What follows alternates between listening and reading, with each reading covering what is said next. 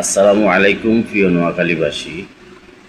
আগামী 31শে অক্টোবর রোজ শুক্রবার বিকেল 3টায় ঢাকা শাহবাগ প্রজন্ম চত্বরে নোয়াখালী বিভাগের দাবিতে এবং কি কুমিল্লা বিশ্ব রোডে যাত্রীবাহী বাসে হামলা, রোগীবাহী অ্যাম্বুলেন্সে হামলা এবং ব্রাহ্মণবাড়িয়াতে ট্রেনে হামলার প্রতিবাদে নোয়াখালীবাসী এবং ঢাকাস্থ নোয়াখালীবাসী বিভিন্ন সামাজিক সংগঠনে এক বিশাল সমাবেশের আয়োজন করেছে।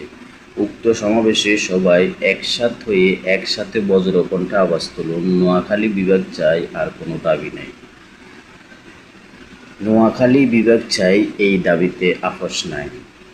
বৃহত্তর নোয়াখালী, ফেনী, লক্ষ্মীপুরবাসীর প্রতি উদাত্ত আহ্বান থাকবে, আপনারা সবাই দলে দলে যোগদান দিয়ে একই কণ্ঠে বজ্রকণ্ঠে আওয়াজ তুলুন, নোয়াখালী বিভাগ চাই, আর কোনো দাবি নাই। সবাই ভিডিওটা বেশি বেশি শেয়ার করে সবার কাছে পৌঁছিয়ে দিবেন। আর অবশ্যই আগামীকাল রোজ শুক্রবার 31শে অক্টোবর বিকেল 3টায় ঢাকা শাহবাগ প্রজন্ম চত্বরে উপস্থিত হবেন ইনশাআল্লাহ। আমরা সবাই যাচ্ছি, আপনারাও আসছেন। আর ভিডিওটা বেশি বেশি শেয়ার করে দিবেন।